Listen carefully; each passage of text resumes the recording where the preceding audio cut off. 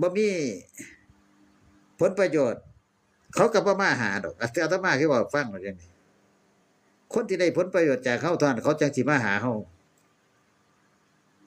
เสียโลดเพราะว่าพวกโยมคฤหัสถ์ญาติโยมนี่เขาตั้งอยู่ในกิเลสเด้เขาต้องดิ้นรนชีวิตครอบครัวเขาต้องหาเงินไปเลี้ยงจุนเจือลูกจุนเจือเมีย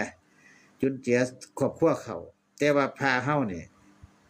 สิไปเอาแบบนั้นบ่ได้สิไปทำตามเขาบ่ได้เขาหวังผลประโยชน์จากเฮาคันพระมีรถแหน่ก็ไปนั่นไปนี่สะดวกสบายได้อาศัยรถหลวงพ่อรถนี่ไปนั่นไปนี่เขาต้องการสนับสนุนเฮาได้มิตรเจนกิเลสมันก็ได้เป็นทุกข์ไปเอาทุกข์ให้เฮาเด้แม้แล้วเขาบ่ได้ทุกข์คือเฮารถออกไปก็ต้องเติมน้ำมัน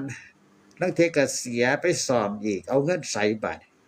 เดือดร้อนทั้งโยมทั้งพี่น้องเด้บัดนี้ยืมเงินแหน่ไปซ่อมรถผู้ใดว่าซื้อรถมาสิบ่ได้ซ่อมเดี๋ยวไปเสีย